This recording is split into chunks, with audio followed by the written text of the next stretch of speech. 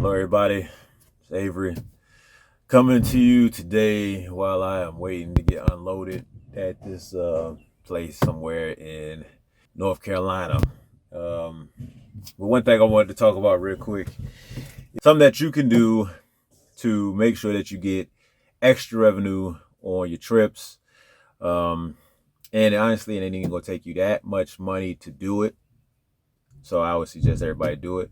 And what I'm talking about is getting endorsements on your license. So anybody got a CDL license, you definitely should go ahead and invest the extra bit of money that it takes to go ahead and get your endorsements, whether you decide to get just one of them or you decide to get all of them. You know, not every job's going to need every single endorsement, but overall, endorsements will get you more options to do different things. You know, if just for a real quick recap, you have your doubles endorsement, you have your hazmat endorsement, you have your tanker endorsement, right? So some places you'll need to get a tanker and a hazmat. Some places you'll just need the tanker. Some places you'll need the triple and double endorsement. And on top of your endorsements, you could also get a TWIC card. And the TWIC card will be the most expensive thing for you to do, but the TWIC card is just something that can help you get onto the ports. The TWIC card used to also be able to help you get onto military bases, but I don't know if they still do that. I mean, they might just have the D bids. You might have to just apply for that instead, and that's the D bids thing is free. You know, I was using that for a while, but I don't have any places as of right now that I need to get one for. But either way, the TWIC card is about $125, and your hazmat endorsement is going to be somewhere around $80. So your doubles and your tanker, they're less than that. So I would say, just going off top of the head, getting all four will cost you less than $450, and you'll be able to make what, maybe tens, $20,000 a year more.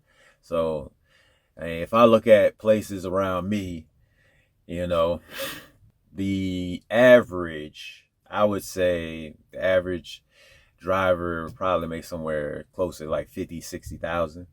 But you can go ahead and if you decide to get a tanker job, you can drive fuel around. You'll be able to make like 70,000, 75,000. You know, that's extra 10 to 15,000 a year. Of course, you got outliers that will, you know, like food service jobs. Food service jobs, they pay more.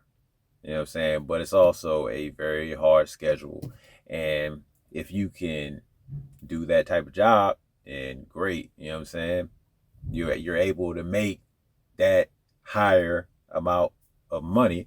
You're able to make that higher pay rate without having to get an endorsement. But I mean, food service jobs have a high turnover rate for a reason. So it's always something to think about. But man, at the end of the day, that's all I want to say, man. Look at some of the jobs that you got in your neighborhood. Look on Indeed, Career Builder. See what jobs are out there.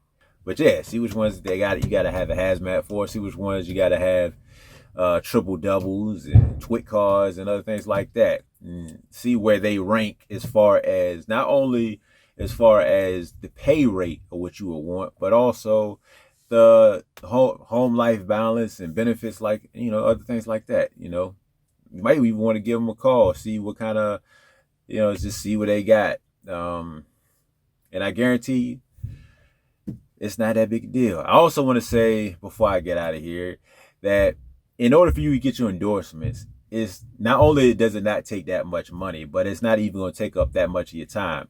It's not like you got to go back to school for it. You know, if you know all the knowledge already, as far as hazmat or triple doubles and all that stuff, because all you got to do is go take the test at the DMV their practice test online. If you're taking the practice test and you are acing all the practice tests that you can find, you're probably good to go. That's just my opinion. Y'all can let me know whether or not you think it's a good opinion, it's a bad opinion, or your own experience on whether or not you decided, hey, I want to go ahead and get my own endorsement, or you're thinking about it. And if you are, I would say just go ahead and do it, because I ended up waiting to get my endorsements, and I regretted it, because I regret it a little bit at this point. I think I'm over it. But regardless, I was really searching, trying to find a job where I could work mornings. And there was a job that, there was a few jobs where I could work mornings and also be working Monday through Friday, but I had to have some type of endorsement, or I had to have a TWIC card. And I was like, man, I don't want to do that. I don't want to pay the extra money to get this. I don't feel like trying to study right now. And, I just sacrificed potentially having a lot more money at that point than what I ultimately ended up with. So I just want to, I'm just telling y'all this so I can help y'all not do what I did. You know what I'm saying? That's all this is. So anybody that has decided to look at this to the end, or if you have gotten your endorsements yet, let me know if you have found a job that really increased your income, and let other people know in the comment section below. And hey, hopefully the rest of y'all found this information useful. If you did, why don't you go ahead and like the video. I'll have more getting shook from whatever they're doing in the back. I'll have more videos coming out later.